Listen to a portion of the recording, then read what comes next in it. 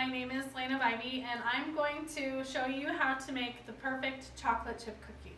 So I've already started the oven at 375, and then we'll go ahead and start mixing up our ingredients. So I already have everything pre-measured. That's one of the easiest things to do when you're getting ready to bake, is already have everything pre-measured. That way the process goes a lot quicker and you're not trying to do everything at once. I did already sift my flour. You don't necessarily have to sift your flour. I do it to kind of help aerate some of the ingredients. You can also help mix ingredients, like if you're using cocoa powder or things like that. I also use a couple of different specific utensils. When you're mixing dry ingredients, you want to make sure you use a cup similar to this rather than a glass cup like this, which is used for your liquid ingredients.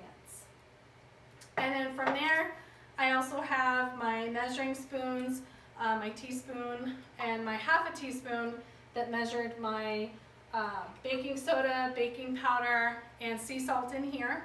And then I have my vanilla right in here. I also pre-crack my eggs. The recipe that I use actually does 2 eggs at a room temperature. It just kind of helps mix the ingredients and everything better. So I have those, and I crack my eggs typically separately in case you end up with a bad egg. You don't want to end up messing up your eggs by having one egg and then cracking a bad egg in that, and then having to throw the rest of it out and having to go 2 different eggs. So we'll start with the butters and the sugars. You want to cream all the ingredients first. So we'll put the butter in here, and it calls for 1 cup of butter. And then this one right here is our white sugar. This one calls for 1 cup of sugar as well. And you also have me. And then my brown sugar, which also calls for a cup, but it calls for a firmly packed cup sugar. So if you just loosely do it, you end up with a little bit more. So we'll just put this in there.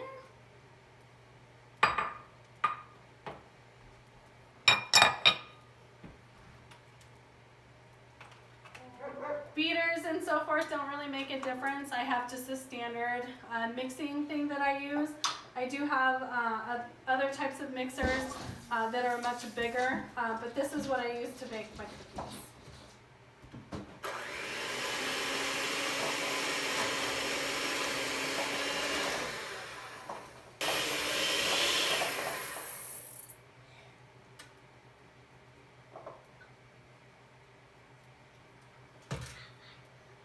So it looks like what I had was some pretty clumpy pieces of the brown sugar a little bit. So I'm just going to come in here and kind of break up some of those a little bit.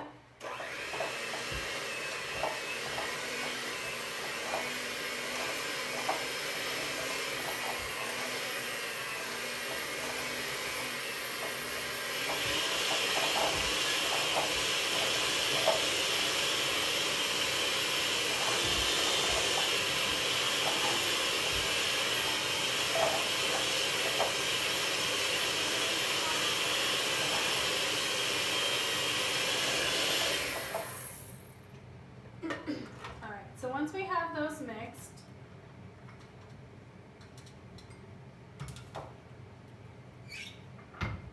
we're then going to add our teaspoon of vanilla.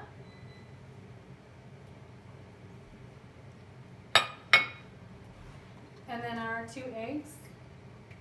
In there. And then the same thing, we're just going to mix all those ingredients together.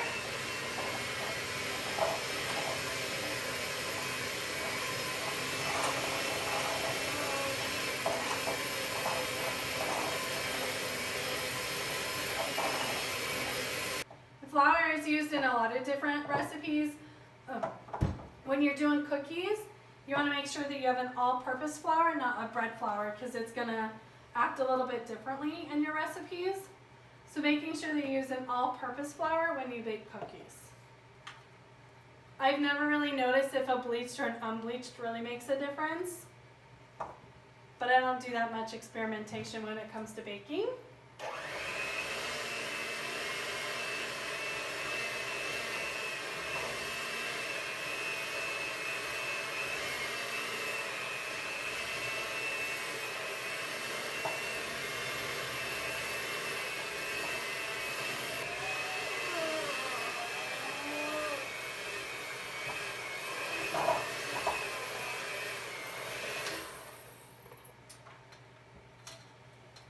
And then from here I have 2 cups of chocolate chips. They're the mini chocolate chips here.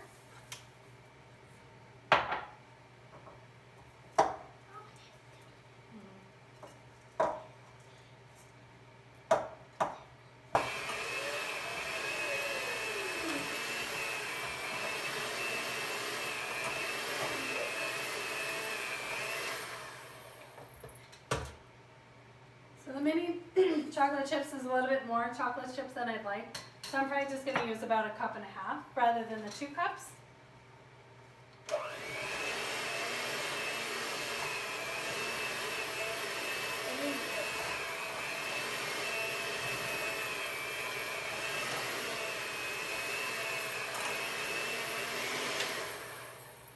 But you really can't go wrong with chocolate chips, right? You can have however many chocolate chips you want, and they're probably still going to turn out really well.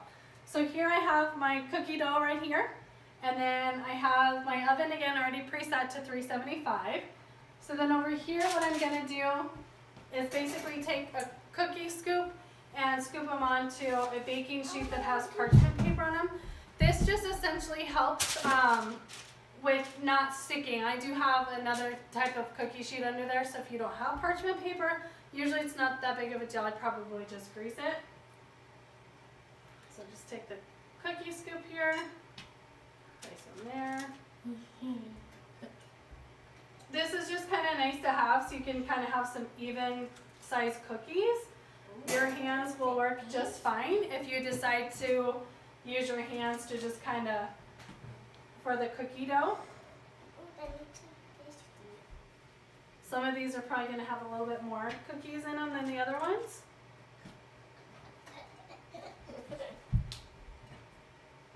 One of the nice things too about your baking soda and your baking powder is it's kind of what gives you the fluff. That's kind of what essentially puts the cookie, when you have it as a round cookie like this, it helps it flatten, and then it also helps it stay fluffy. So sometimes if your cookies come out dry or they come out too flat, there's a lot of things like when it comes to baking, especially in Colorado, because of our altitude, is that certain things can make a big difference. If you overmix your batter, sometimes that can also cause flat cookies. And then of course, if you're not sure if you have used your baking powder or your baking soda recently, it's always good to test them to make sure that they're still working. You can use it with just putting a little bit of water in them and seeing if they bubble. If they bubble, then you probably have some good baking powder and soda. So once we're done here, we're just going to place the cookies inside the oven. The recipe that I use calls for 8 to 10 minutes. You still kind of want the cookie dough to kind of look a little doughy when you pull out the cookies. Essentially, that kind of gives it that ooey gooey cookie-like status. So if you like that cookie dough that doesn't feel like it's quite done yet, the cookie's done. So trust the process that the 8 to 10 minutes is good. I'm just going to set the cooking time here because I'll forget. I'm terrible when it comes to baking stuff. I'll forget. So I'm going to set the cookie time to 8 minutes and hit start.